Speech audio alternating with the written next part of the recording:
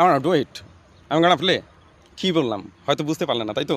এভাবেই করে হয়তো শুনেছেন যে ব্রিটিশরা এবং আমেরিকানরা কথা বলে। হ্যাঁ, ব্রিটিশরা এবং আমেরিকানরা যখন কথা বলে তখন আপনাদের কাছে অনেক সময় মনে হতে পারে যে কী যেন বলল মুখের ভিতরে রেখে, কী যেন মনে শব্দটা গিলে খেয়ে ফেললো। আসলে তারা কোনো শব্দ গিলেও খায় না, মুখের ভিতরেও রেখে কথা বলে না।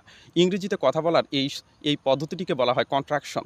শব্দগুলোকে সংক্ষিপ্ত করে নেওয়া, তাতে করে আপনার কথা বলার ধরনটি হবে অনেক বেশি স্পিড, অনেক বেশি ফাস্ট এবং স্লো ইংলিশ থেকে আপনি মুক্তি পাবেন। চলুন আজকে আমরা এ বিষয়ে কথা বলবো, যাতে করে আপনি এই পদ্ধতিটি শিখে অনেক বেশি তাদের মতো করেই কথা বলতে পারেন এবং তাদের কথা বলার ধরনটি আয়ত্ত করতে পারেন। আমরা একটি শব্দ প্রায় ব্যবহার করি ওয়ান টু, যেমন I want to play.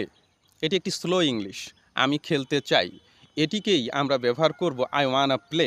Want to এর পরিবর্তে ব্যবহার করব ওয়ানা, যেটা ব্রিটিশ এবং আমেরিকানরা করে থাকে। আই ওয়ান্ট টু এর তদস্থলে বলবো আই ওয়ানা প্লে।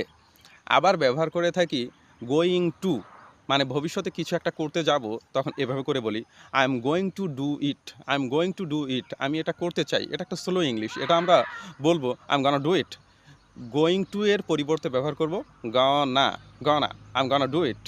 ঠিক একইভাবে অনেক সময় আমরা বলি লেট মি ডু ইট, আমাকে এটা করতে দাও, লেট মি ডু ইট। এই লেট মিটাকে চাইলে আমরা অনেক বেশি স্পিড করে নিতে পারি। সেক্ষেত্রে লেট মি এর পরিবর্তে বলবো আমরা let me do it, let me do it, let me do it. Let me না বলে বলবো লেট মি ডু ইট।